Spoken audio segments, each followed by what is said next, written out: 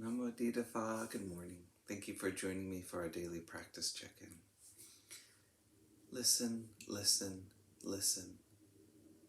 This beautiful sound calls us back to our true home.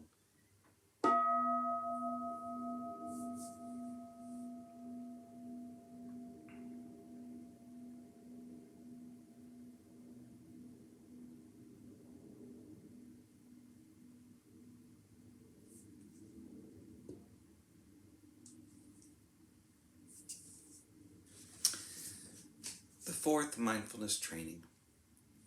Aware of the suffering caused by unmindful speech and the inability to listen to others, I vow to cultivate loving speech and deep listening in order to bring joy and happiness to others and to relieve others of their suffering.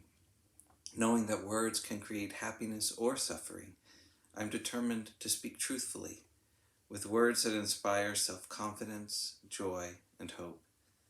I will not spread news I do not know to be certain, and will not criticize or condemn things of which I am not sure. I will refrain from uttering words that can cause division or discord, or that can cause the family or the community to break.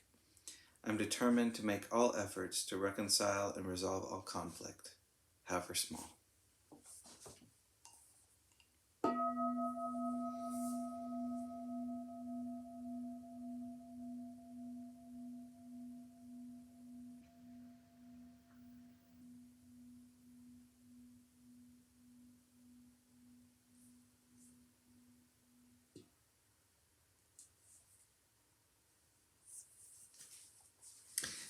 Our Dharma reading today is Death at a Distance by Ajahn Karuna Dhamma, and this is from Beginning Our Day by the monastics of Abhayagiri Monastery.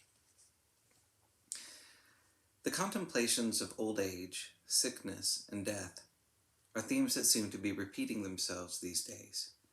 Iris's recent diagnosis of lung cancer is just one example.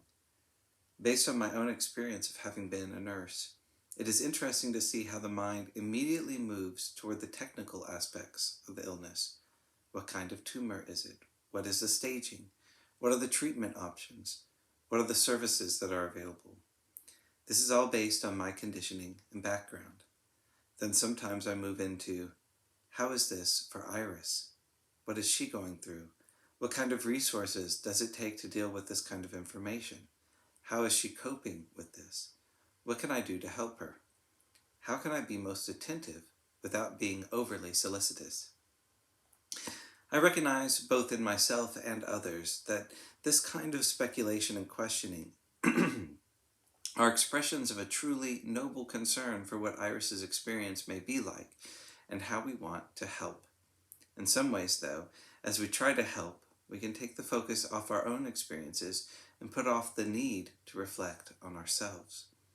Many of the Buddhist teachings encourage us to pay attention to and contemplate the body in terms of aging, sickness, and death, especially as these subjects relate to ourselves. Nonetheless, it is difficult to acknowledge this until we find ourselves experiencing this on a personal level. So we continue to think about the other person and her problem, hoping that by externalizing it in those noble ways, we might somehow be able to keep old age, sickness, and death at a distance. How can we internalize these thoughts? How can we remind ourselves that old age, sickness, and death is about me? We can say things to ourselves like, this will happen to me sometime in the future. But that is another great way of putting a bit of distance between ourselves and reality. What we need to do is adjust our views so that we can see that not only is this happening out there to other people or have some vague notion of it occurring in the future for ourselves, but right now, this is my body that is aging. And there might actually be something happening to me now in the present. Then what does that mean? How should we contemplate that? This body is incredibly sensitive and fragile. We can be sensitive to the feelings of the body, the sensations, and come to understand the body as a sensitive and fragile condition of elements brought together by natural factors. It's an exceptionally delicate balance which can be lost at any moment. Just as Iris has a tumor in her lungs and tumors throughout her body, we can imagine that happening in our own bodies and take it to heart. Try to do that as a daily reflection. If we are frequently able to bring this perception to mind, then the more real it will become for us. Paradoxically, this reflection can bring up a sense of ease and calm. This settled quality arises from insight into the characteristics of anicca and anatta, impermanence and not self.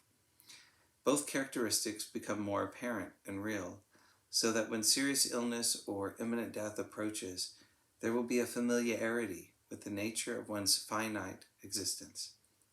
The more those familiar feelings can be brought in, the less fear there is about letting go of that which really isn't ours to hold on to in the first place.